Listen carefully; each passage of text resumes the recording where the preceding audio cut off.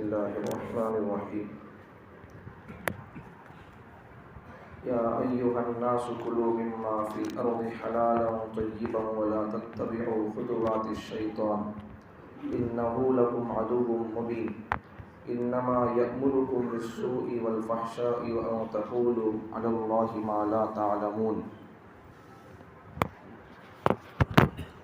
یا ایھا الناس، اے انسانوں، اے لوگو، کلو مما فی الارض، کھاؤ ان چیزوں میں سے جو زمین میں حلالا طیبا اللہ نے حلال کیا ہے، کھاؤ ان چیزوں میں سے، ان چیزوں کو جو زمین میں حلال ہیں، پاکیزہ ہیں، ان چیزوں کو کھاؤ۔ ولا تتبعوا خطوات الشیطان، اور شیطان کے نقش قدم پر مت چلو۔ انہ لکم عدو مبین، اس لیے کہ شیطان تمہارا کھلا دشمن ہے۔ انما یأمرکم بالسوء، شیطان تم کو حکم دیتا ہے بالسوء، برائی کا، والفحشاء، بے حیائی کا، وان تقولوا، اور اس بات کا بھی حکم دیتا ہے علی اللہ، کہ آپ کہیں اللہ پر، ما لا تعلمون، ایسی باتیں جن کو تم نہیں جانتے۔ اے لوگوں، کھاؤ ان چیزوں میں سے زمین میں جو حلال اور پاکیزہ ہیں، اور شیطان کے نقش قدم پر نہ چلو، اس لیے کہ شیطان تمہارا کھلا دشمن ہے۔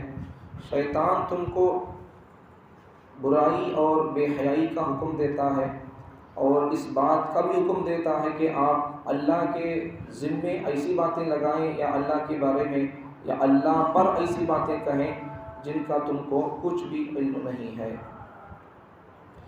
اس میں پہلی بات، اللہ تعالیٰ انسانوں سے خطاب کر کے حلال چیزوں کو کھاؤ، اس کا حکم دے رہا ہے۔ دوسری بات، شیطان کے نقش قدم پر نہ چلو۔ تیسری بات، شیطان انسانوں کا کھلا دشمن ہے، یہ ہے۔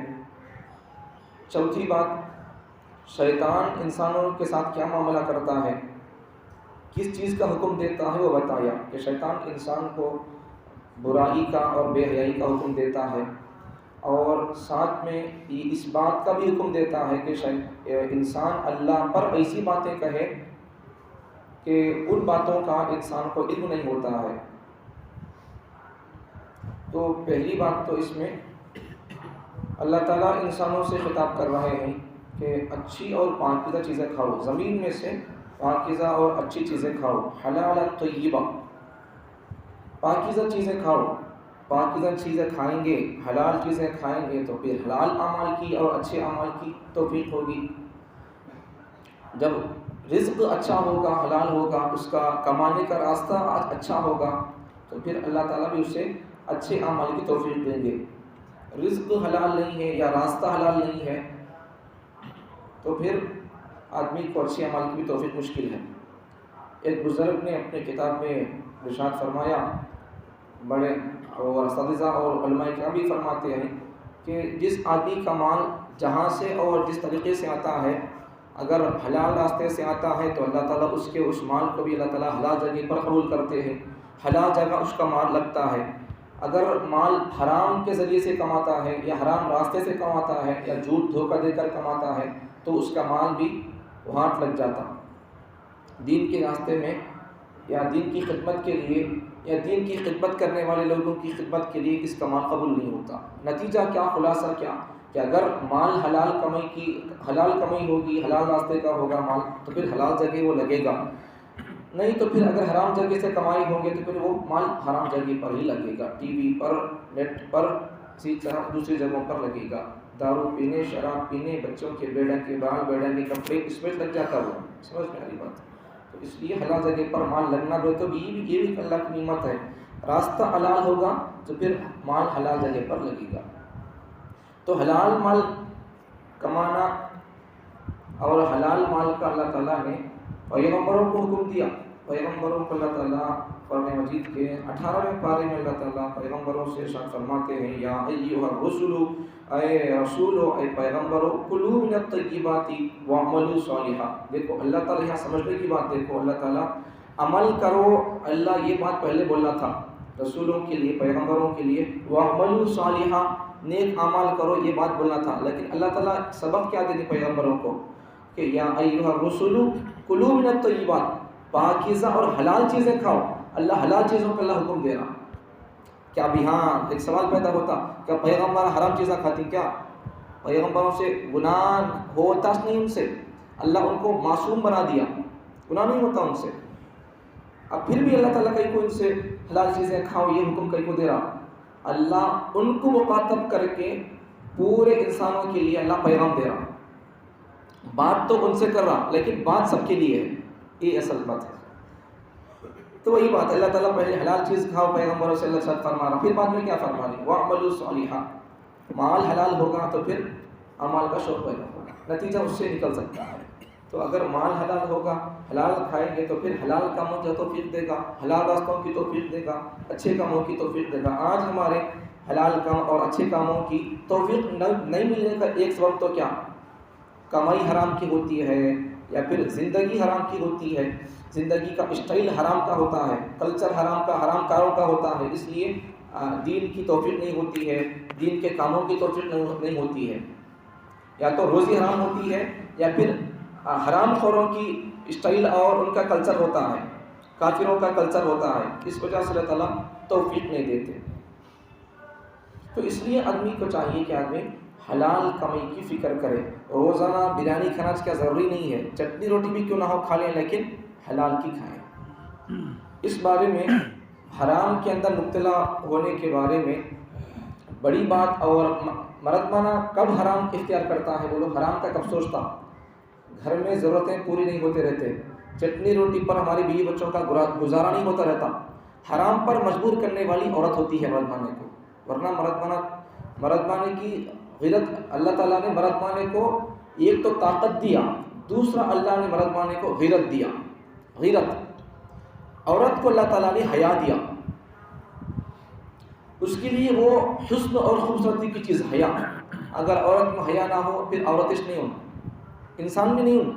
سمجھ پیاری بات. انسان مردانہ کے اندر اگر غیرت نہ ہو، غیرت نہ ہو، شرم حیا نہ ہو، غیرت نہ ہو، اسی طرح اسے جذبہ، شرم، ایک سب غیرت وغیرہ، طاقت، کمانے میں پیچھے ہٹتا ہے، کام کرنے میں پیچھے ہٹتا، دل چاہتا کام کرنے میں، تو پھر اسے مرد نہیں بول سکتے. تو مرد کے اندر اللہ نے طاقت دیا ایک، دوسرا اللہ تعالیٰ نے مرد کے اندر اللہ غیرت رکھا. اس کی بیوی کسی کے پاس جا کر منگل کھاتی ہے تو اسے غصہ آتا ہے، کئی پورا تو غیرت ہے. غیرت میں لاکھوں دے رہا ہوں اتنا کما کر، میری زندگی بھر میں کما سوں تمہارے واسطے سے، پھر تو جا کو کیا وہاں پوچھ رہی، تو جا کو کہیں منگل کھاتی ہے. یہ اللہ تعالیٰ نے مرد کے اندر غیرت رکھا ہے. تو مرد کے لیے اللہ تعالیٰ غیرت کے ذریعے سے، طاقت کے ذریعے اللہ تعالیٰ سے حسن کو بخشا، اور عورت کے لیے اللہ تعالیٰ نے حسن کو بخشا، خوبصورتی کو بخشا. اب یہ دونوں لوگوں سے یہ دونوں چیزیں ختم ہو گئی ہیں. مرد مانے کے اندر نہ طاقت رہی آج، نہ مرد مانے کے اندر آج غیرت رہی. اس کے اندر سے یہ چیز ختم ہو گئی، دو چیزیں، اور عورت کے اندر سے حیا ختم ہو گئی. اب اس لیے کیا ہو گیا حال، جب اللہ تعالیٰ اسے جو ایک چیز دیا تھا عورت کو، حسن اور خوبصورتی، پاک دامنی، حیا کے اندر، شرم کے اندر، پردے کے اندر، حجاب کے اندر، نقاب کے اندر رہنا تھا، اب وہ اس سے باہر نکل کر آ گئی.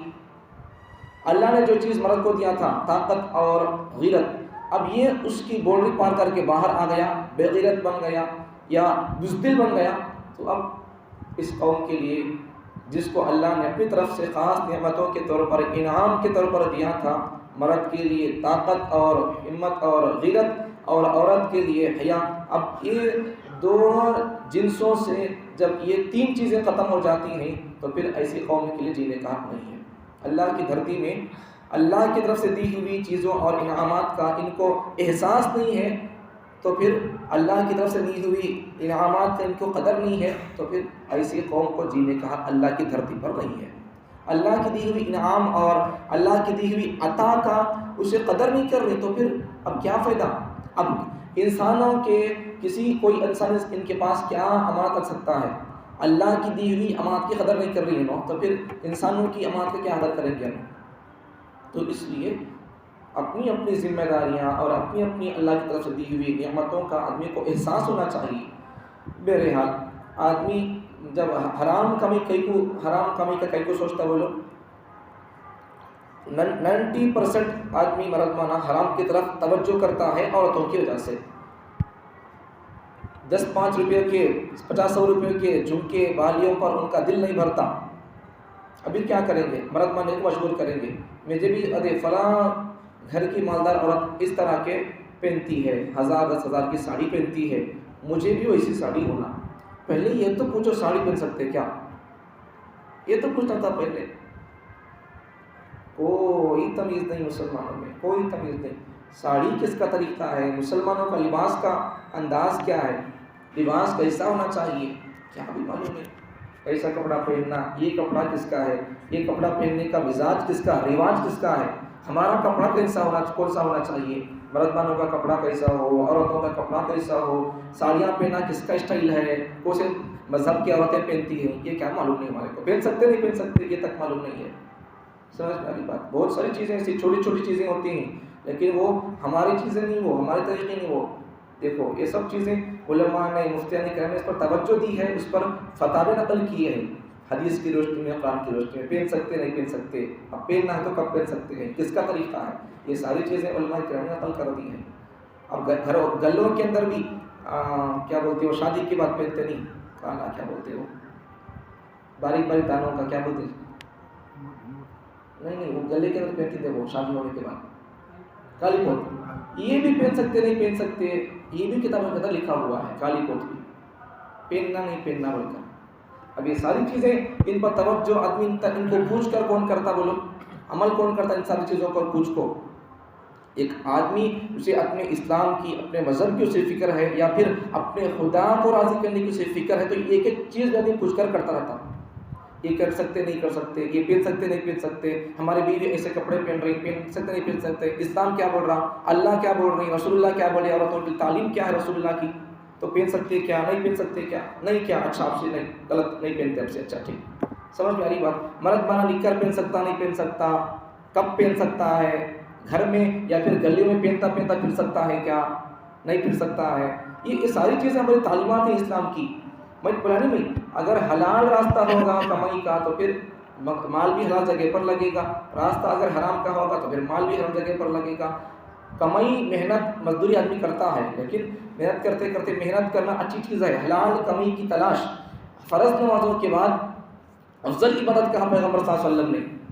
اب اگر آدمی محنت کرتا ہے, مزدوری کرتا ہے, اگر وہ اپنے بمبئی سے لے کر گھٹنے گڑگے کے نیچے تک ہمیشہ کپڑا ہونا, چاہے آپ کام کرو, تیرو, اب کیا بھی کرو, گوبر اٹھاؤ بھینسوں کا, لیکن کیا بھی کریں آپ, لیکن آپ کے بمبئی سے لے کر گڑگے یہ سب چیزیں چھپ کر رہنا. اب اس کے واسطے اب ہمیں کام کرتی ہیں تو بول کر ہمیں نکر پہ لے کر رانا دکھاتے ہوئے کام نہیں کر سکتے. گوبر اٹھا لو بھینسوں کا بول کر ہمیں نکر پہ لے کر رانا دکھ نہیں ہمارے, ایسا نہیں کر سکتے. جب وہ ہماری وہ حلال کمی بھی حرام ہو جاتی ہے. آدمی کو اپنا 70 چھپانا فرض ہے. اب آدمی یہ نہیں کر رہا, یہ گڑگے دس رہی, اس کی رانا دس رہی, آدمی کام کر رہا ہے, تو پھر یہ اس کی کمی بھی حرام ہو جاتی ہے. اس لیے آدمی کو چھپا کر کام کرنا چاہیے. گلیوں کے اندر بھی, گھر کے اندر بھی, کبھی بھی اپنے الگ کمرے کے علاوہ وہاں آپ اس کے بھی کچھ قانون اور وہاں کیسا رہنا وہ بھی طریقے ہیں. اس کے علاوہ آدمی اگر باہر نکر پہن کر پھرتا ہے تو وہ آدمی بے حیا آدمی ہے. اگر وہ اس کی عورت بھی اگر بغیر سر ڈھکے کی پھرتی ہے تو اس عورت کی نماز بھی قبول نہیں ہوگی. اس نے پہلے بھی کبھی کہا تھا میں جمعے کے موقع پر, عورت کی نماز قبول ہونے کے لیے بہت ساری شرطوں میں سے ایک شرط کیا, وہ عورت اگر پردہ دار ہوگی, حیا دار ہے, اس کا سر اور اس کے بال اور وہ دوسرے مردوں کے سامنے آ کر بات نہیں کرتی رہتی ہے, پردے کے اندر رہتی ہے, تب جا کر اس کی نماز قبول ہوتی ہے. ورنہ اگر وہ عورت نماز بھی پڑھتی ہے, قرآن بھی پڑھتی ہے, غیر مردوں سے بات بھی کرتی ہے, دیور سے بات کرتی ہے, جیڑ سے بات کرتی ہے, جن سے اسے شریعت نے کہا کہ ان حرام ہے تیرے اوپر, ان حرام ہے, اس سے پردہ کرنا چاہیے, اس سے پردہ کرنا چاہیے, ایسا جن کو اللہ نے اور پیغمبر صلی اللہ علیہ وسلم نے حرام کر دیا کہ ان سب سے تو پردہ کرنا چاہیے. عورت اگر نماز پڑھتی ہے, قرآن پڑھتی ہے, دن بھر تسبیح کرتی رہتی ہے, لیکن تمام تر حرام رشتوں کے بھائیوں سے, حرام رشتوں کے مردوں سے بات کرتی رہتی ہے, اس کی نماز ایک سر سے ایک انگلی اوپر نہیں جائے گی. سمجھ میں آ رہی بات. تو اللہ نے جتنا عورت کو پردے کے اندر رکھا ہے, آج ہماری عورتیں اتنا ہی بے پردہ بن کے باہر آ رہی. سمجھ میں آ رہی بات. تو اللہ دی سو چیز ان کو پسند نہیں ہے. مطلب اس کا اللہ ہمارے کو کیسا رکھنا چاہ رہا کہ ہمارے کو پسند نہیں ہے. ہمیں مرد بننا چاہیے, الٹا دور آ گیا، الٹا زمانہ آ گیا. الٹا زمانہ کیسا آ گیا بولو؟ آج مرد والوں کو عورت بننے کی خواہش ہے اور عورتوں کو مرد بننے کی خواہش ہے. اس سے ایک بات تو یہ نکلتی ہے کہ ایک بات تو کیا، جو مرد مانے ٹخنوں سے نیچے کپڑے پہنتے ہیں وہ اپنے زبان سے تو یہ نہیں بول رہی، لیکن اپنا ٹخنوں کے نیچے لباس پہن کر انہوں یہ میسیج دینا چاہ رہی کہ اللہ کو مجھے عورت بنانا چاہیے تھا لیکن اللہ نے مجھے، اللہ سے غلطی ہو گئی، اللہ نے مجھے مرد بنا دیا. یہ انسان میسیج دے رہا ہے. ٹخنوں کے نیچے کپڑے پہننے والوں کا یہ حال ہے، یہ میسیج ہے ان کا یہ درد ہے. اللہ کو کہیں کیا ضرورت تھی مجھے مرد بنانے کی؟ میں عورت بننا چاہ رہا ہوں، اس لیے میں کیا کر رہا ہوں؟ ٹخنوں کے نیچے کپڑے پہن رہا ہوں. سمجھ پہلی بات، جو لوگ بندیاں لگاتے، خوبصورتی، زیب زینت، یہ عورتوں کے لیے ہے. یا پھر جو لوگ کانوں کے اندر بالیاں ڈالتے یا ہاتھ کے اندر بریسلیٹ پہنتے یا جو بھی پہنتے، یہ ساری چیزیں عورت کے لیے ہے. انسان کیا میسیج دے رہا ہے سب چیزوں کے ذریعے سے کہ اللہ کو مجھے عورت بنانا چاہیے تھا لیکن اللہ نے مجھے مرد کیوں بنا دیا؟ تخلیق کے اندر، پیدا کرنے کے اندر اللہ سے غلطی ہو گئی. یہ انسان میسیج دے رہا ہے. ایک میسیج تو انسان کیا دے رہا؟ اللہ سے غلطی ہو گئی. دوسرا میسیج کیا دے رہا؟ میں عورت بننا چاہ رہا ہوں لیکن اللہ کا مجھے سپنا دیا. یہ میسیج دے رہا انسان. دوسری بات کیا، اور ایک بات بھی کیا، اور ایک بات کہ مجھے اللہ کہیں کو انسان بنا دیا، میں انسان بن کر نہیں دینا چاہ رہا ہوں. جن لوگوں کے بال بے ڈھنگے ہوتے ہیں ان کا میسیج یہ ہوتا ہے، ان کا پیغام یہ ہوتا ہے، ان کا درد یہ ہوتا ہے کہ جیسا خنزیر کے اوپر، سر کے پیٹھ کے اوپر بال ہوتے ہیں، جن لوگوں کے، مسلمانوں کے بال بے ڈھنگے ہوتے ہیں، یہاں کٹ کر یہاں کٹ کر یہاں کٹ کر صرف بیچ میں کھڑ کر، تو انہوں یہ میسیج دے رہی کہ اللہ کو مجھے انسان نہیں بنانا چاہیے تھا، مجھے تو اللہ خنزیر بنانا چاہیے تھا، اللہ مجھے انسان بنا کر غلطی کر دیا. یہ میسیج ہے ان کا. سمجھ میں آ رہی بات؟ تو میں اسی لیے سمجھا رہا ہوں کہ اس لیے کیا کرو، رکو، اللہ ہم کو مرد بنایا ہے تو پھر کیا کرو؟ ہماری ذمہ داری ہے، ہماری ایک شان ہے. فرشتوں نے ہمارے نام سے فرشتے تسبیح کر رہی. فرشتوں کی تسبیح ہے. کیا تسبیح؟ کہ اللہ تعالیٰ کی عورتوں کی، مردوں کی، ان کی اللہ تعالیٰ عورت کو کیا نعمت دیا، مرد کو اللہ کیا نعمت دیا، اس نعمت کے ذریعے سے فرشتے تسبیح کرتے رہتے ہیں. سبحان من زین الرجال باللحا، پاک ہے وہ ذات جس نے مردوں کو باللحا، داڑھی کے ذریعے زینت اور خوبصورتی کو بخشا. یہ ان کی تسبیح فرشتوں کی. اور پھر عورتوں کے بارے میں، عورتوں کی صفت بیان کرتے ہوئے فرشتے تسبیح کرتے ہیں کہ پاک ہے وہ ذات جس نے عورتوں کو چوٹی کے ذریعے سے زینت بخشا. یہ تسبیح فرشتوں کی ہے. اب فرشتے ہماری یہ داڑھی کو لے کر اور عورتوں کی وہ چوٹی کو لے کر تسبیح کرنے ملے تو اللہ ان کے ذریعے سے ان کو خوبصورتی بخشا ہے. اب ہمیں وہ خوبصورتی کو کہیں کما لینا. تو یہ خوبصورتی کی چیز ہے مردوں کے لیے، یہ اسے رکھو. اس کے ذریعے فرشتے تسبیح کرتے رہتے ہیں اللہ کی. عورتوں کی یہ چھوٹی خوبصورتی کی چیز ہے، اسے کیا کرنا چاہیے؟ حفاظت کرنا چاہیے. عورت کے بال بھی پردہ ہیں، عورت کے کپڑے بھی پردہ ہیں، عورت کی آواز بھی پردہ ہے. کتنے چیزیں اللہ تعالیٰ پردے کے لحاظ سے رکھا ہے، وہ تمام چیزیں آہستہ آہستہ ختم ہوتی جا رہی. ایسا بول کر آج کے زمانے میں کچھ عورتیں پردہ اور برقع پہنتی بولے تو بھی کیا بولتی، پہنتی بولے تو بھی کیا ہوتا بولو، جسم کا تو انہوں پہلے سے پردے کو برقعے کو اور ایک برقع بنانا پڑتا. وہ ہے پردہ ہمارے عورتوں کا. سمجھ میں آ رہی بات؟ تو میں وہی بول رہا ہوں. اگر جن گھروں کی عورتیں، جن کون سے مردوں کی عورتیں بے پردہ بے حیا رہتی نہیں، اس کا مطلب کیا معلوم؟ ان کا مرد مانا بے غیرت ہے، احساس نہیں اسے. اگر مرد مانا غیرت والا ہوتا تو کیا کرتا تھا؟ اللہ تعالیٰ ڈانٹتا تھا. اسے دینی حمیت نہیں ہے، دینی اعتبار سے اسے غیرت نہیں ہے. سمجھ میں آ رہی بات؟ تو اس لیے آدمی کو چاہیے کہ وہ اپنے بیوی بچوں کو پردے کے اندر رکھے، نقاب کے اندر رکھے، حجاب کے اندر رکھے. سمجھ میں آ رہی بات؟ تم ایک بات سمجھو، آخری بات. یہاں کون تو بھی کیا تو چیز بیچ رہا، موز بیچ رہا. سمجھو موز. ان موز ہمیں کھانے کا کیسا؟ چھٹلے کے ساتھ کھاتی کیا؟ چھٹلے کے ساتھ نہیں کھاتے. تو کھول گوشت نہیں کھانے کا. اب کھول گوشت تو بھی کھانے کا بول کر یہاں کون تو آدمی اتنا بیچنے والا کھول کو بیچ رہا موزاں پورے. آدمی کون تو رہنا پسند کرتا، حالانکہ وہ کیا 100 روپے کی چیز بھی نہیں، وہ 2-4 روپے کی مل جاتی. ایک موز 2-4-5 روپے مل جاتا. وہ 2-4-5 روپے کی چیز کو ہمیں اسے ڈھک کر رہنا، پردہ رہنا بول کر چاہتی بولے تو اللہ تعالیٰ ہر چیز کو ہے نہیں پردے کے ساتھ اللہ پیدا کیا. پھلیاں دیکھو آپ، جتنی چیزیں ہیں، سیب کے پھلیاں دیکھو، کوئی سی بھی چیز دیکھ لو آپ، اسے اللہ تعالیٰ پردہ رکھا. پردہ. سمجھ میں آ رہی بات؟ اب ہمیں یہ 2-4-5 روپے کی چیز کو ہمیں اسے پردہ نہیں سے لینا نہیں چاہتے تو اللہ تعالیٰ نے قیمتی چیز اس کی صفت اور اس کی حیا اور پردے کی قسم کھا کر فرشتے اللہ کے ساتھ تصویر بیان کر رہے ہیں، تو اللہ تعالیٰ اس کے لیے خوبصورتی کا زینت، اور اللہ تعالیٰ اسی چیزیں ایک انعام کے طور پر جو چیز دی عورت کے لیے وہ پردہ ہے، اگر جب وہ عورت بے حیا اور بے پردہ ہو جاتی ہے تو پھر کیا ہوگا؟ پھر خوف سوال کی غریب بات. اس لیے کیا کرنا چاہیے؟ اور ایک مثال بھی سن لو، جیسا موز کو آدمی بے پردہ اور بے چھلکے کے بولنا نہیں چاہتا، ایسے ہی عورتوں کو چاہیے کہ وہ اپنے حجاب اور پردے کے اندر رہے. اور ایک مثال سن لو، اور ایک مثال، آدمی اگر گوشت لے کر جا رہا تو ایسا گوشت لے کر جانا تھا، ہاتھ میں پکڑے کو ایسا اسٹائل سے جانا تھا، ہاتھ میں پیچھے رکھ لے کے رہا تھا، کور رکھ کر تھیلی میں رکھ کر کہیں جاتا آدمی، کتے کوے مال لے کر جانا بول کر آدمی کیا کرتا؟ کور کے اندر یا پھر کسی اور چیز کے اندر لے کر جاتا پکڑے کر، تو کتے لے جاتے بول کر. تو اگر ہماری عورتیں اس طرح بے پردہ بے حیا کرتی رہیں گی تو پھر ہماری قوم کے اور غیر قوموں کے بھی کیا کریں گے؟ کتے دیکھ دیکھ کر ان کی عزت پر حملہ کریں گے. دوسروں کی نگاہ اور دوسرے لوگ ہماری عورتوں کی عزت کو لوٹنے کا سبب اور ذریعہ ہمیں ان کو دے رہے سو، دیکھو ہمارے ملک ہمیں ان کو موقع دے رہے سو دیکھنے کا. یہ ہماری غلطی ہوتی ہے. اس لیے ہماری ذمہ داری کیا کرنا ہے کہ ہمیں مردوں کے لیے اللہ تعالیٰ نے غیرت دی ہے، طاقت دی ہے، تو اس کا استعمال کریں. اپنی بیوی بچوں کو پردے کے اندر حجاب کے اندر رکھنے کا اہتمام کریں. جب بچی چھوٹی تھی 2-4 سال کی، بس اب ختم، نکر کیا پہنتی تھی ختم، اب 2-4 سال پار ہو گئے تو اسے پینٹ پہنانا، اسے اسلامی لباس پہنانا، سمجھ میں آ رہی بات؟ اسے ایسے یہاں تک اسے کھانے دکھتے رہتی ہیں، اس کے یہ سب چیزیں دکھتے رہتی ہیں. یہ سب چیزیں نہیں پہننا چاہیے. اس کے ذریعے سے دیکھو ایک بات یاد رکھو، عزت لوٹنے والا زانی قسم کا آدمی نکاح کرنے کے واسطے عمر پوچھنے کا، زنا کرنے والا بدکار آدمی عمر نہیں دیکھتا. سمجھ میں آ رہی بات؟ چھوٹی ہو بڑی ہو، اسے تو اپنی نفس کی خواہش پورا کرنا ہوتا ہے. جانور ہوتا ہے، جانور اسے کیا ہونا ہے؟ صرف عورت ہونا اسے، چاہے وہ بچی ہو بوڑھی ہو کون بھی رکھ دے.